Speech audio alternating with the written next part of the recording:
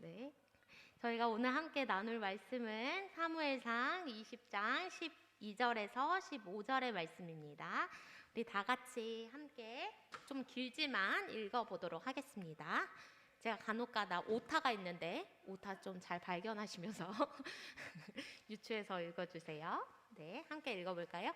요나단이 다윗에게 약속하였다. 주 이스라엘의 하나님이 우리의 증인이시네. 내가 내일이나 모레 이맘때에 아버지의 땅을 살펴보고 자네에게 대하여 좋게 생각하신다면 사람을 보내어 알리겠네. 아버지가 자네를 해치려 한다는 그것을 자네에게 알리지 않아서 자네가 안전하게 피신하지 못하게 된다면 주님께서 이 요나단에게 무슨 벌을 내리셔도 달게 받겠네. 주님께서 나의 아버지와 함께 계셨던 것처럼 자네와도 함께 계시기를 바라네. 그 대신 내가 살아있는 동안에 내가 주님의 인자하심을 누리며 살 수 있게 해주게. 내가 죽은 다음에라도 주님께서 자네 다윗의 원수들을 이 세상에서 다 없애버리시는 날에라도 나의 집안과 의리를 끊지 말고 지켜주시. 아멘. 네, 총 끝날 때까지 오타가 몇 개 있는지 찾으시는 분, 총 개수 맞추시면 제가 개인적으로 선물을 드리도록 하겠습니다. 네, 제가 대학을 다닐 때 저는 이제 신학교에 다녔기 때문에 제가 붙어 다니는 단짝 친구가 있었습니다. 네, 그 친구와 제가 늘 붙어 다니고 늘 수업을 같이 들으니까 저희를 이뻐하시는 교수님께서 다윗과 요나단 같다 이렇게 칭찬을 해주셨어요. 그러면서 웃으시면서 이렇게 얘기하셨습니다. 혜연아, 지혜야, 너희 중에 누가 다윗이고 누가 요나단이냐? 그렇게 물으셨어요. 근데 제가 그때는 잘 몰랐습니다. 그래서 이왕이면 요나단 약간 조연 같은데, 약간 별로 그냥 성경에서 부각되는 인물이 아닌 것 같은데, 이왕이면 내가 다윗이면 좋겠다 이렇게 막 속으로 생각했던 적이 있었습니다. 그런데 지난주에 저희가 요나단에 대한 이야기를 듣고, 그리고 지난주 18장 19장 그리고 오늘부터 묵상할 사무엘상 20장까지 쭉 읽어보면서 제가 저희 남편에게 이런 얘기를 했습니다. 요나단 진짜 멋진 사람이다. 네. 그러니까 저희 남편이 이제 알았어? 이러더라고요. 그래서 나 이제 알았다. 제가 이렇게까지 요나단의 삶을 묵상해 본 적이 없었다. 근데 여보, 요나단 진짜 멋있는 사람이야. 내가 참 요나단 같았으면 좋겠어. 그러니까 저희 남편이 그렇지, 요나단이 하나님을 알고 하나님의 나라를 알았던 사람이지, 이렇게 얘기를 했었어요. 그래서 우리가 오늘 한번 이제 요나단과 다윗의 사랑의 그 모습의 절정이 사무엘상 20장에 표현될 텐데, 좀 더 요나단과 다윗의 사랑의 깊이, 그 다음에 표현되는 방식에 대해서 함께 살펴보고자 합니다. 성경을 보니까 18장, 19장, 20장 요 세 장만 봐도 요나단에 대한 다윗의 마음, 그 다음에 둘이 어떤 사랑을 했는지에 대해서 참 많이 나옵니다. 18장 1절입니다. 그 뒤에 요나단은 다윗에게 마음이 끌려 마치 제 목숨을 아끼는 다윗을 아끼는 마음이 생겼다. 그 다음에 18장 2절, 요나단은 제 목숨을 아끼듯이 다윗을 아끼어. 19장 1절입니다. 사울의 아들 요나단은 다윗을 매우 좋아하고 있었으므로. 19장 4절입니다. 요나단은 아버지 사울 앞에서 다윗의 좋은 점들을 이야기하였다. 사울이 다윗을 해치지 못하도록 다윗이 얼마나 좋은 사람인지를 이야기했다는 거죠. 그 다음에 20장 3절입니다. 이거는 다윗이 요나단에게 한 말입니다. 요나단이 나 다윗을 지극히 아낀다는 것을 자네의 아버지 사울도 잘 알고 계시지 않는가? 네가 나를 얼마나 아끼는지 니네 아빠도 알고 있어 라고 다윗이 말하는 거죠. 그 다음에 이어서 4절에 요나단이 다윗에게 말합니다. 그래, 다윗 너를 돕는 일이면 내가 무엇이든 해줄게. 요나단이 얘기를 하는 거예요. 그 다음에 20장 17절에 또 한 번 나옵니다. 요나단은 다윗을 제 몸처럼 아끼는 터라. 여러 번 요나단과 다윗이 서로 단순한 서로 좋아하고 의리가 있고 우정을 나누고 있다라는 것들이 18장, 19장, 20장을 보면 쭉 표현되고 있습니다. 근데 과연 이것이 어떠한 사랑의 모습인지에 대해서 우리가 함께 이야기를 나눠보고자 합니다. 요나단과 다윗은 지난주에 우리도 함께 이야기를 나눴지만 단순의 우정의 사이가 아닙니다. 성경은 이 우정을 넘어선 이 사랑의 모습에 대해서 뭐라고 표현하고 있냐면 한 단어로 헤세드라고 표현하고 있습니다.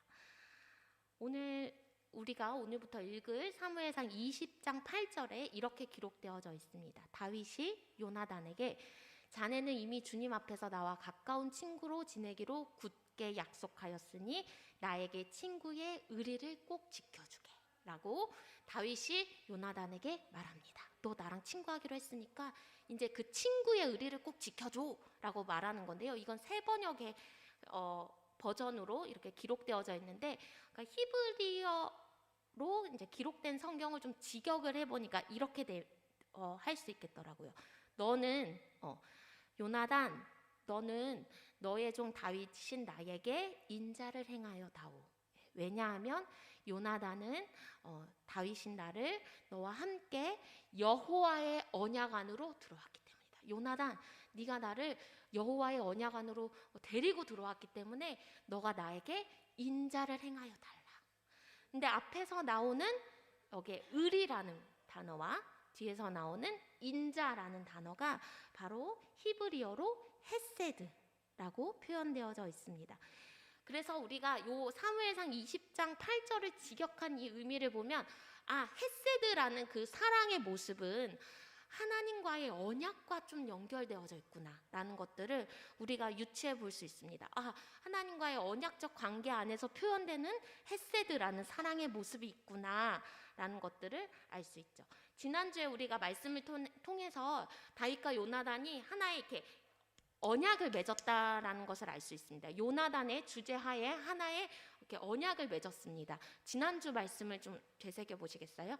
3절에 18장 3절에 이렇게 써 있습니다. 요나단은 제 목숨을 아끼듯이 다윗을 아끼어 그와 가까운 친구로 지내기로 굳게 언약을 맺었다. 이것은 요나단의 주제로 이루어진 하나의 약속입니다. 다윗이 요거를 언급한 것입니다.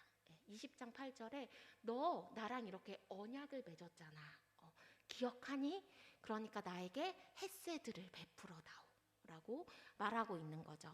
단순히 이제 다윗은 알았던 거예요. 단순히 요나단과 다윗이 우정의 사이였다면 우정보다 더 진한 게 뭐예요? 부정이에요. 그렇죠? 아버지 사울과 요나단의 관계에서 자신이 해를 받고 고난을 당하고 있을 때 요나단이 나를 도와주기 위해서는 단순한 우정으로 되지 않는구나. 네가 나와 하나님 앞에서 언약을 맺었었다라고 한 번 더 상기시켜주는 거죠. 그러면서 이스라엘 백성들은 예로부터 하나님 앞에서 맺은 그 언약에 대해서는 지켜야 된다는 책임과 그런 태도들이 있었기 때문에 요나단을 향하여서 다시 한번 상기시켜주는 것입니다. 우리는 그냥 우정이 아니야. 하나님 앞에서 언약을 맺은 헤세드의 관계야 라는 거죠. 다윗과 그보다 더 나이가 많았던 요나단, 그쵸? 왕세자였던 요나단 사이에는 하나님이 분명히 계셨습니다. 인간적인 우정이 아니라 하나님이 함께 계셨다는 거죠. 헤세드에 대해서 우리가 조금 더 살펴보도록 하겠습니다. 오늘 본문 말씀 20장 14절에 이렇게 기록되어져 있습니다. 그 대신 내가 살아있는 동안은 내가 주님의 인자하심을 누리며 살 수 있게 해주게. 여기에서 나오는 주님의 인자하심, 요게 여호와 헤세드입니다. 하나님의 인자하심. 오늘 우리가 읽은 말씀에 분명히 여호와 헤세드라는 단어가 나옵니다. 그러면 이 헤세드라는 단어는 하나님께도 있는 성품이구나. 하나님도 인자하심이 있는 분이구나. 하나님의 인자하심을 누리게 해달라. 이것은 헤세드라는 성품은 단순히 사람의 성품이 아니라 하나님으로부터 나와지는 성품이구나라는 것을 우리가 알 수 있습니다. 제가 사전을 찾아보니까요, 헷세드에 대해서 이렇게 나와져 있더라고요. 보통 헷세드는 계약한 두 사람, 요나단과 다윗 사이의 관계에서 적용되는 단어이지만 사실은 이 계약 안에 대한 충성과 성실한 태도가 포함되어져 있다. 계약을 맺는 순간 당사자 두 사람은 근본적으로 연대감을 누리지만 그 연대에 대한 책임으로 성실한 태도로 응답해야 된다라는 얘기가 나왔거든요. 이 정의만 봐도 우리는 뭘 느낄 수 있나요? 아, 헷세드 안에는 성실함이라는 태도, 충성이라는 태도가 기반되는구나. 하나님의 헷세드, 하나님의 인자하심이라는 성품 안에는 어떠한 성실함이라는 색깔이 있구나라는 것들을 우리가 유추해 볼 수 있습니다. 그렇죠? 하나님 여호와 헷세드라는 단어를 살펴볼까요? 다윗과 요나단 사이에 하나님이 계셨습니다. 그렇죠? 다윗과 요나단이 서로에게 헷세드라는 사랑을 베풀 때 하나님이 계셨는데요. 여기에 하나님과 우리 사이에도 하나님이 헷세드의 사랑으로 우리를 사랑하고 계십니다. 하나님의 헷세드의 사랑은 어떤 모습일까요? 첫 번째, 하나님께서 우리에게 인자하심을 주실 때는 예수 그리스도의 십자가의 죽으심으로 자신의 사랑을 확증하셨습니다. 확인시켜 주셨습니다. 하나님께서 우리를 사랑하시는 그 인자의 사랑, 헷세드의 사랑은 자신의 아들의 생명을 내어주시는 사랑이었습니다. 이게 하나님의 헷세드 사랑의 첫 번째 모습입니다. 생명을 내어주는 사랑. 두 번째 모습입니다. 또 예수님의 죽으심으로 말미암아 우리가 어떻게 되었나요? 예수님의 죽으심으로 말미암아 하나님과 우리는 사실 단절되었는데 예수님의 십자가로 말미암아 하나님과 우리가 연대하게 되었습니다. 연합하게 되었습니다. 손을 잡을 수 있게 되었습니다. 그렇죠? 이어지게 되었어요. 근데 하나님은 단순히 이 연대적인 관계를 넘어서 헷세드의 사랑이시기 때문에 이 헷세드의 사랑을 끝까지 책임지십니다. 그 시편 기자가 136편 1절에 이렇게 고백합니다. 주님께 감사하여라. 그는 선하시며 그 인자하심이 영원하다. 하나님의 사랑은 끝나지 않는다. 무한하다. 헷세드의 사랑, 하나님이 우리의 손을 잡고 계시는데 이 손은 놓지 않으신다라고 말하는 거죠. 그래서 하나님의 헷세드는 두 가지 특성이 있습니다. 첫 번째, 생명을 내어주시는 것. 두 번째, 끝까지 영원히 성실히 우리와 함께 하시는 것. 이 두 가지를 우리가 헷세드에서 기억하시면 좋을 것 같습니다. 다시 우리가 다윗과 요나단의 이야기로 넘어가 보려고 합니다. 다윗과 요나단의 사이에 하나님의 사랑 헷세드가 있었습니다. 이유 없이 사실은 20장에서 그 전부터 고난들이 시작되지만 20장부터는 이제 다윗의 고난이 점점 증폭됩니다. 다윗은 왜 사울이 나를 죽이려고 하는지 이해가 안 된다라고 20장 상반부에 이야기를 하거든요. 그리고 고난의 그 용광로 속에서 다윗이 막 인생이 막 내던져지는 그 순간에 요나단은 단순한 우정 이상의 모습을 다윗에게 보여준 사람이었습니다. 헷세드로 다윗에게 다가간 사람이었습니다. 처음에는 다윗과 요나단이 18장 3절에 보면 다윗과 요나단이 1대1로 서로 언약을 맺는 것처럼 보입니다. 그런데 20장으로 갈수록 그 둘의 사랑은, 헷세드의 사랑은 1대1의 관계를 넘어서서 집안으로 더 확장되고 심화되는 것들을 볼 수 있습니다. 20장 15, 16절입니다. 주님께서 자네 다윗의 원수들을 이 세상에서 다 없애버리시는 날에도 나의 집안과 의리를 끊지 말고 지켜주게. 그런 다음 요나단은 다윗의 집안과 언약을 맺고 말하였다. 주님께서 다윗의 원수들을 보복하여 주시기를 바라네.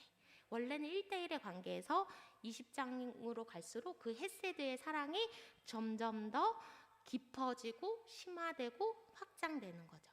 결국 개인의 언약적 관계를 넘어서 다윗과 요나단의 헷세드의 사랑은 이스라엘을 건국하는 또 중요한 토대를 마련하기도 합니다. 굉장히 반복해서 하나님 그 인자를 나에게 베풀어 달라, 헷세드의 사랑을 베풀어 달라라고 다윗과 요나단이 20장에 꾸준히 말하면서 실제로 요나단이 다윗을 피난시키는 모습까지도 20장에 보면 우리가 쭉 볼 수 있습니다. 그렇다면 우리가 사무엘상 20장을 통해 하나님이 우리에게 말씀하시고자 하는 것은 무엇일까요? 우리의 삶에 하나님의 헤세드가 존재하는가? 최근에 제가 굉장히 재미있게 본 드라마가 있습니다. 나의 해방일지. 보셨나요? 제가 손석구가 잘생겨서 본 게 아닙니다. 제 스타일이라서 본 게 아닙니다. 해방일지를 보면서 제가 매일매일 출근길에 당신에게 좋은 일이 생길 것입니다 라는 해방교회의 문구를 보면서 매일의 삶을 살아가고 있는 염씨 3남매의 모습들이 많이 보입니다. 거기서의 셋째 연미정이라는 배우와 이제 구씨로 나오는 손석구라는 배우가 서로 조건 없이 추앙하면서 구씨가 인생의 나락에 떨어졌을 때 온전히 추앙받으면서 자신의 삶이 조금은 일어날 수 있는 힘을 가지는 그 드라마의 서사가 그렇게 진행이 됩니다. 추앙이라는 단어, 나를 추앙해, 추앙한다 이렇게 고백할 때 세상 오그라들었습니다. 이게 뭐야? 근데 제가 그 드라마를 보면서 우리가 사랑한다 말하지만 우리의 사랑 안에 수많은 조건들이 있구나. 진짜 온전히 추앙해 주는 거, 온전히 인정하고 받들어 주는 거, 그게 우리 삶에 참 필요한 단어구나. 조금은 낯설게 다가왔던 추앙이라는 단어가 사실 구씨와 연미정 사이에서 왔다 갔다 하면서 사실 여자 주인공이 구씨를 정말 추앙해 줍니다. 온전히 받아들여 줍니다. 그리고 구씨가 자신의 인생을 떠났을 때도 감기 한번 걸리지 않기를 자기는 바랬다라고 복을 빌어주거든요. 그렇죠? 꾸준히 그 사람을 추앙하는 모습들이 잔잔히 나옵니다. 그리고 나서 연미정이라는 배우가 마지막 구씨한테 이렇게 얘기합니다. 아침마다 찾아오는 사람한테 그렇게 웃어, 그렇게 환대해라. 추앙을 넘어서 환대하여라. 해방을 위한 방법, 구원을 얻기 위한 방법으로 첫 번째 추앙이라는 단어를 선택했다면, 추앙을 친밀한 사람들과 추앙하면서 서로를 이렇게 온전히 받아들여 주는 것을 넘어서 적대적인 사람한테까지도 환대해라 라고 얘기합니다. 저는 그렇게 받아들였어요. 제가 그 드라마를 보면서 제가 은혜 받기를, 주일 저녁마다 제가 은혜 받기를, 추앙을 넘어서 환대, 적대감을 가진 사람까지 환대하는 것이 진정한 해방의 길인가 보다 라는 생각이 들었습니다. 제가 참 환대라는 단어를 좋아하는데요, 헨리 나우에는 영적 발돋움이라는 책에서 이렇게 얘기합니다. 두 번째 발돋움이, 영적의 발돋움의 두 번째 단계가 무엇이냐면 적개심을 환대로 전환하는 것입니다. 그러면서 헨리 나우에는 기독교는 환대의 종교이다. 아브라함이 마므레 상수리 나무의 아래에서 3명의 낯선 사람을, 하나님의 사자인지 몰랐지만 3명의 낯선 사람을 환대하였고, 사르밧 과부는 엘리야를 환대하여 자신의 기름과 가루로 떡을 만들어 주었고, 그 다음에 엠마오로 가는 두 제자는 예수님인지 몰랐지만 예수님을 환대하여 떡과 잔을 나누었던, 기독교는 환대의 종교이다 라고 헨리 나우엔이 말합니다. 그러면서 기독교인들을 향하여서 적개심을 환대로 바꾸어라. 제 안에 질문이 있습니다. 왜 나는 환대하지 못하는가? 전 잘 환대하지 못합니다. 특히 제 안에 적개심을 가진 어떠한 적과 같은 종자들을 잘 환대하지 못하는 성격이 있는데요. 왜 환대하지 못할까라고 생각해보니까, 첫 번째, 저는 누군가가 제 삶 안에 확 들어오는 거, 깊이 들어오는 거에 대한 두려움과 불안이 있습니다. 혹시나 두려움과 불안이 있고, 왜, 그래서 또 생각해봤습니다. 왜 나는 그런 두려움과 불안이 있는가? 나는 왜 박경성과 박지율, 박지후의 존재도 내 삶에 확 들어오는 거에 대해서 무서워하는가? 그런 생각들이 늘 있었습니다. 그러면서 제가 제 자신을 살펴보니까 저는 박경성, 박지율, 박지후에 있어서도 소유욕이 존재하는구나 라는 것을 알았어요. 지난 가을에, 여러분은 모르셨겠지만 제가 저희 남편과 굉장히 10년 만에, 웃지 마세요 권도하자매님 알고 계세요, 10년 만에 굉장히 깊게 크게 싸운 적이 있었어요. 제가 저희 남편과 잘 싸우지 않거든요. 근데 10년 만에 처음으로 제가 막 배신감이 들 정도로, 적이 있어서 하는 말은 아니지만 크게 싸웠던 적이 있었어요. 그러면서 제가 제 자신을 계속 살펴봤어요. 나는 왜 박경성이랑 싸웠을까? 내가 무엇에 서운했을까? 무엇 때문에 나는 그렇게 분노했을까? 라고 생각하니까 제 안에 하나의 소유욕이 있더라고요. 그 소유욕은 첫 번째는 이렇게 발산됐어요. 아, 내가 박경선과 박지율, 박지후도 변화시킬 수 있는 주체라고 생각하는구나. 이 사람이 충분히 나로 인해 단점이 극복될 수 있다라고 생각하는 거야. 추앙하지 않는 거죠. 조건적으로 사랑하는 거죠. 그래서 무언가 내가 변화시킬 수 있다라고 생각했구나라고 자기 반성을 했어요. 저희 남편이 뭐 사과는 하지 않았지만 제가 자기 반성 끝에 제가 아, 내가 이래서 남편에게 서운했고 남편과 크게 싸우고 진짜 엉엉 울었구나라는 생각이 들었었거든요. 그러면서 생각했어요. 내 삶에 하나님의 헤세드가 좀 들어갔으면 좋겠다. 하나님의 성품을 요나단도 가졌는데 나도 좀 가졌으면 좋겠다. 하나님께서 요나단과 다윗의 모습을 보여주시면서 저한테 동일하게 말씀하십니다. 환대해줘라. 환대를 베풀어라. 헤세드의 삶을 좀 보여줘라. 예. 그런데 이제 첫 번째 제가 그 생각이 들면서 첫 번째 내가 마주하는 사람들 그리고 내가 돌봐주는 우리 가족들이 나의 소유가 아님을 인정해줘야 되겠다. 내 삶에 내 마음에 박경선과 박지율, 박지우가 들어올 수 있도록 공간을 하나 마련해줘야 되겠다. 추앙해줘야 되겠다. 조건 없이 사랑해줘야 되겠다. 어렵지만. 그리고 그것은 어떻게 가능할까라고 생각해 보니까 우리 자녀를 제가 요새 큰아들과 사이가 좀 안 좋거든요. 근데 지율이를 온전히 그리고 결대로 진정으로 마주하는 것. 그게 지율이가 내 마음에 들어오는 방법이겠구나라는 생각이 들었습니다. 요나단이 아마 다윗을 그렇게 바라보지 않았을까? 다윗도 요나단을 그렇게 바라보지 않았을까? 변화시키려고 하는 것이 아니라 온전히 서로를 마주하고 받아주었을 때 서로에게 적이 아니라 환대의 친구로 바뀌는 것이 아니었을까? 요나단과 다윗 사이에 하나님의 헤세드로 그런 일이 가능했던 것처럼 또 하나님과 우리 사이에 예수 그리스도의 십자가로 조건 없이 하나님이 우리를 사랑하시고 끝까지 헤세드로의 사랑으로 우리를 책임지셨던 것처럼 오늘 우리도 그런 헤세드의 삶을 좀 살아내기를 이번 주 동안 살아내기를 소망합니다. 제가 결단 찬양으로 부르고 싶었던 찬양이 있었습니다. 부르지는 않을 건데요. 이게 제가 악보를 못 찾았어요. 예.